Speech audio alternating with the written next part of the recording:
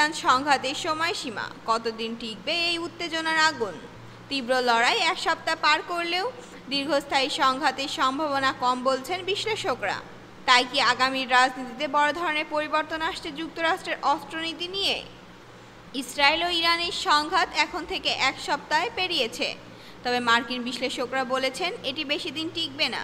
যুদ্ধের বড় প্রভাব পড়ছে যুক্তরাষ্ট্রের অস্ত্র মজুদের ওপর।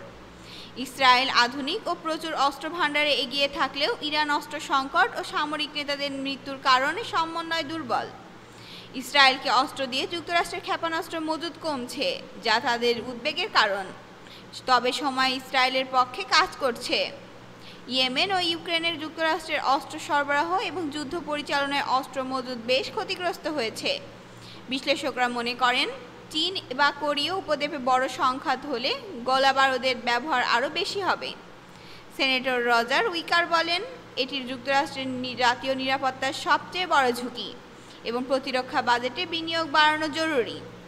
ইসরায়েলের কাছে প্রায় ২,০০০ ইরানি ক্ষেপণাস্ত্র রয়েছে, যা তারা মোকাবেলায় যুক্তরাষ্ট্র থেকে সাহায্য পাচ্ছে। ইসরায়েলের দ্রুত ক্ষেপণাস্ত্র ব্যবহার করায় মজুদ কমছে, তবে হামলার সংখ্যা কিছুটা নিয়ন্ত্রণে রয়েছে। ইরান যুদ্ধ দীর্ঘায়িত করতে চাইলেও ক্ষয়ক্ষতির কারণে অবস্থা তাদের জন্য কঠিন হবে। তারা অন্যত্র উত্তেজনা বাড়ানোর চেষ্টা করতে পারে। মার্কিন প্রেসিডেন্ট ডোনাল্ড ট্রাম্প বলছেন তিনি এখনও ইয়েনে হামলার চূড়ান্ত সিদ্ধান্ত নেননি, তবে প্রয়োজনে ব্যবস্থা নেবেন। সন্দেহ নেই যুদ্ধের প্রভাব অনেক দূর গড়ে। আপনার কি মনে হয় আন্তর্জাতিক সম্প্রদায় ইসরায়েল ইরান সংকট মোকাবেলায় যথেষ্ট করেছে? ধন্যবাদ।